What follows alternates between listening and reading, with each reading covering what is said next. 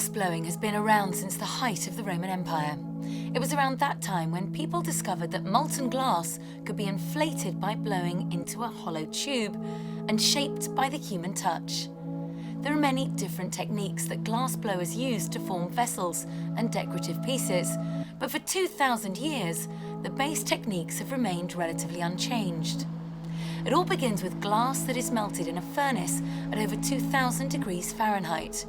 The glass emerges as a pliable gob dangling precariously from the end of a scalding hot blowpipe. Once the gob is secured, the other end of the 5-foot steel or iron pipe is cooled in a barrel of water, and the glass blower can set to handling and shaping the delicate mass. The glass blower blows into the pipe to begin forming a bubble in the glass, all the while keeping the pipe rotating. More layers of glass can be added with a gathering iron, or by tipping the pipe back into the furnace. The shaping of the glass often begins with nothing more than a wet newspaper between the glass blower's bare hands and the 2,000-degree molten mass. It's a race against gravity and time, as the artist must keep the pipe spinning continuously or risk ruining the fragile creation. The glass blower also employs several tools to help shape and smooth the glass while rolling it across a flat steel surface called a marver. Patterns and colours can be added to the creation by rolling the molten glass in powdered colour or in larger pieces of coloured glass called frit. The process continues again and again, with this series of gathering, inflating and shaping until the artist's vision has been achieved.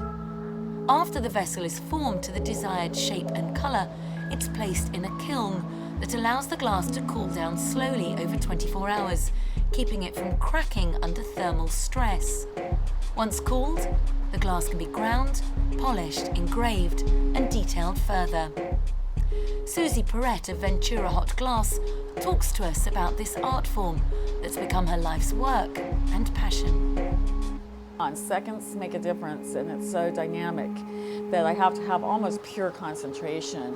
And I can't be thinking about what I'm going to be doing tomorrow. I have to think about the piece right there in front of me. So it is very, immediate.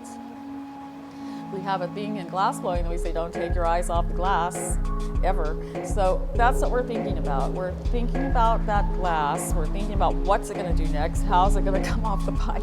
How is it going to burn us? How is it responding to the shape and the design and everything else? We really can sit back and drink our coffee and just laugh and have a good time the next day. Story on our pieces, I call it romantic because I think it's almost a poetic expression in our glass. Instead of words, it's a feeling, but we're telling a story around the piece with our design. And a lot of it has the metallics, and the colors tend to line up and have a feeling of Gustav Klimt.